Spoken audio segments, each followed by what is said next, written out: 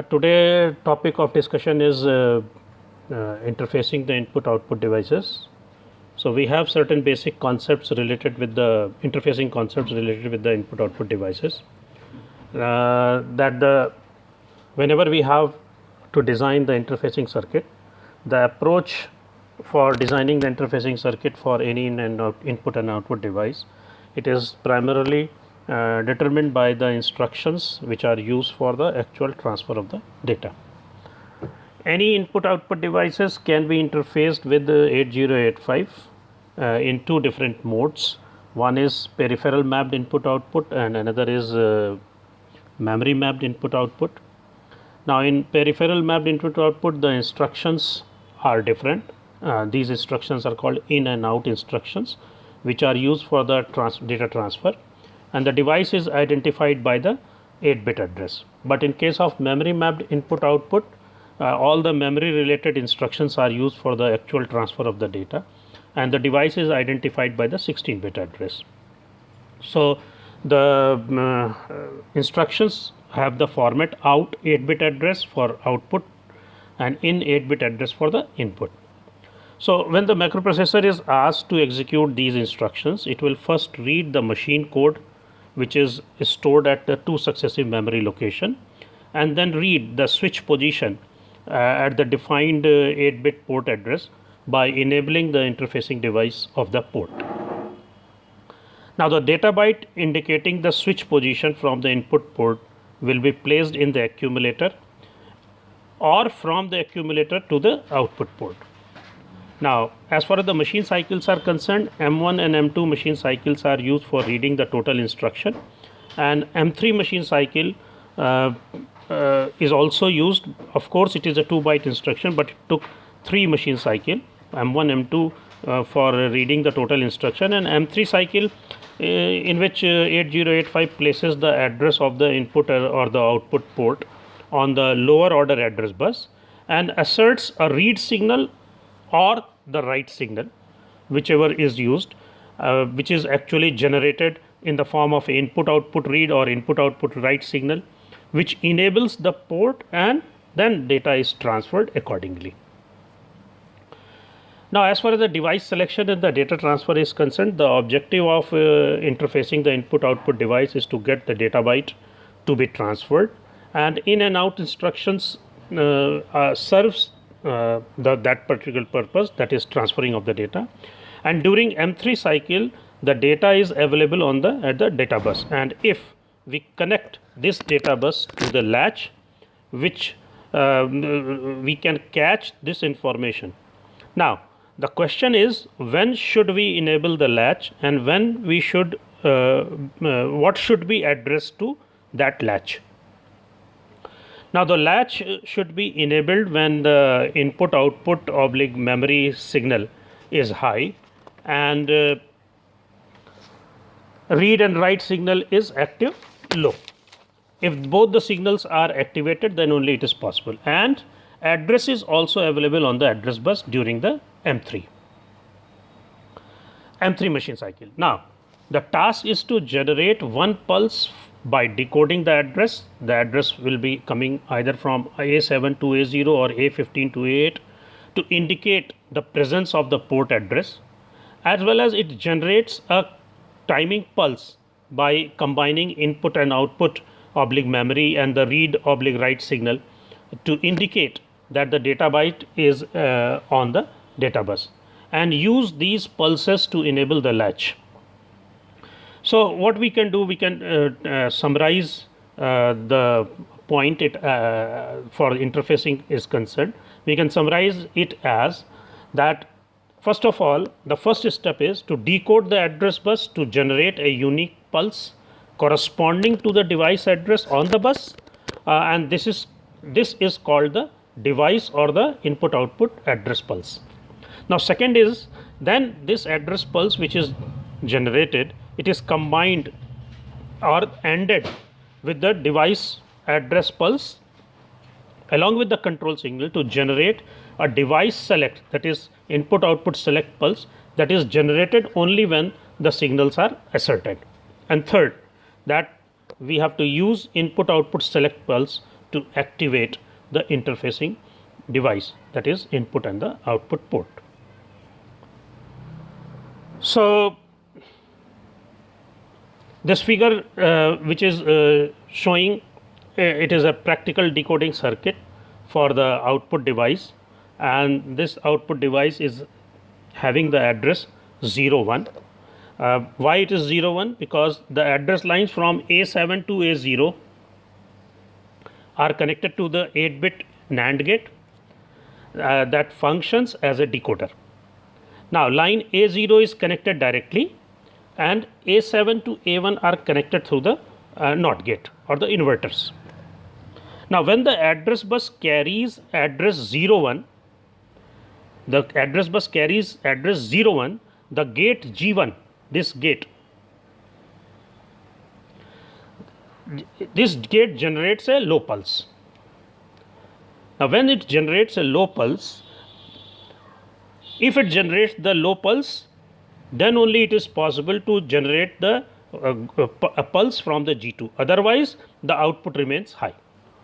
So now gate G2 combines the output of G1 and the control signal IOW to generate an input output select pulse.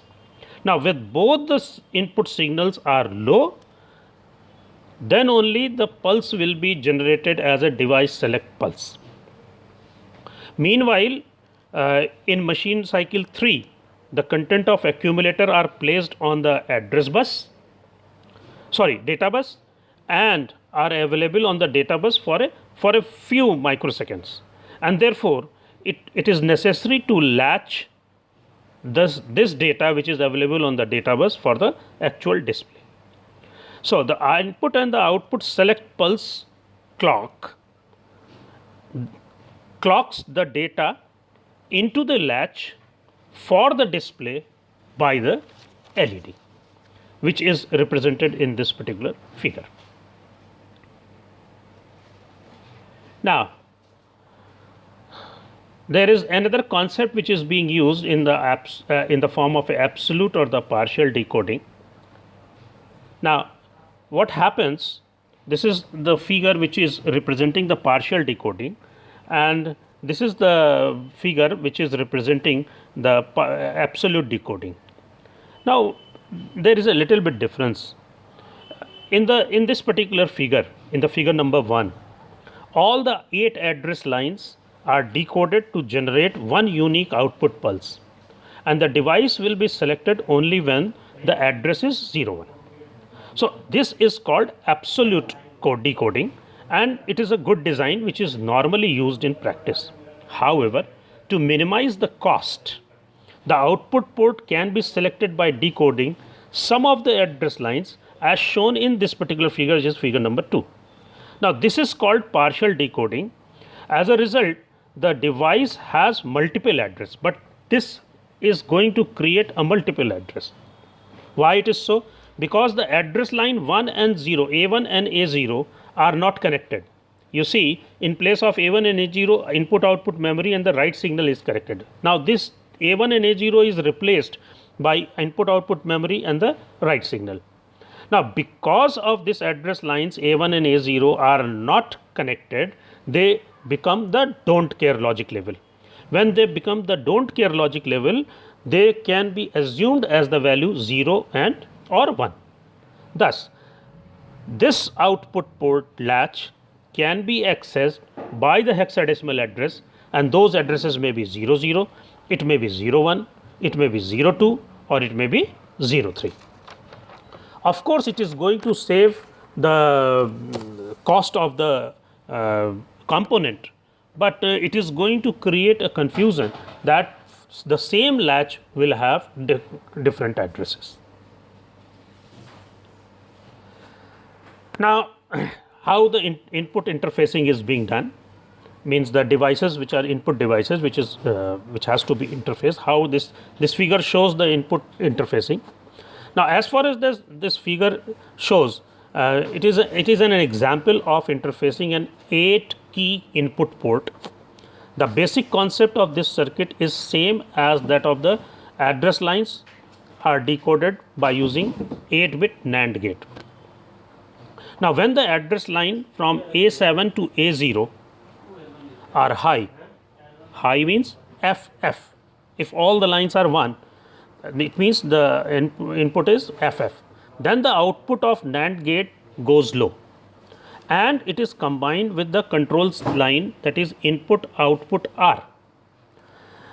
And input output R is one of the input, and output of the G1 is another input to the gate G2. Now, when microprocessor executes the instruction in FF, then gate G2 generates the device pulse, and that is used to enable the tri-state buffer. And the data from the key are put on the data bus, that is on D7 to D0, and it is loaded into the accumulator. So, this is the decode logic for an input port in which we have 8-bit key. Now, another techniques using the same using this minimum hardware of the interfacing is written here, is shown here. Of course, instead of using the NAND gate, we are using here the 3 to 8 decoder. Now, as far as the explanation of both the circuits are same, of course, it is using decoding is being used with the help of NAND gate, but in this case we are doing the decoding process with the help of 3 to 8 decoder. Now, this particular figure demonstrates a circuit which is having 3 to 8 decoder and a 4 input NAND gate. This is a decoder circuit, this is decoder, and this is 4 input NAND gate. Now, what this does? Now, this 3 to 8 decoder and this 4 input NAND gate is used to decode the address bus. The decoder has 8 output lines, 01, O1, O0, O से लेके O7.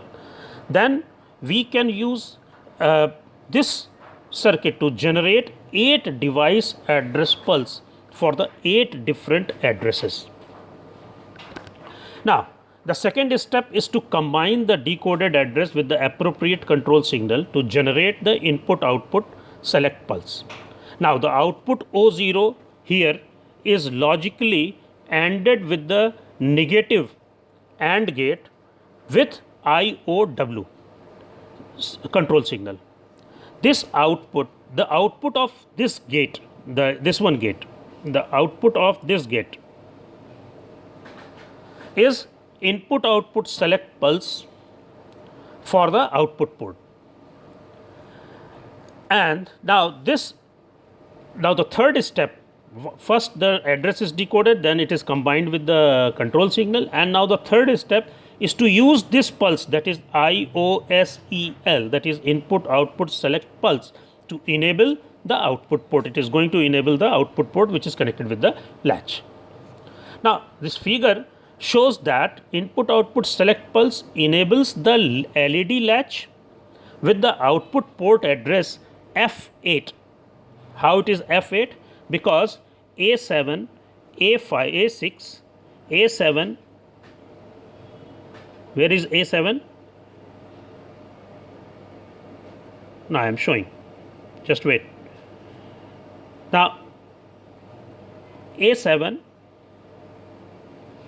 A7, A6, A5, A4 and A3, all these are for the enabling of the 3 to 8 decoder. So, all this will be 1.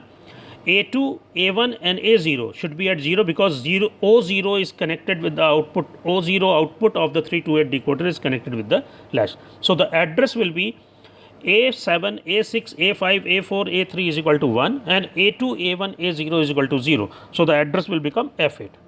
Similarly, output O2 is connected with the enable of the buffer. Now, this output of O2 of the decoder is combined with the input output read signal, and this is going to generate an input output select pulse, and it is used to enable the buffer, the input buffer with the address FA. Now,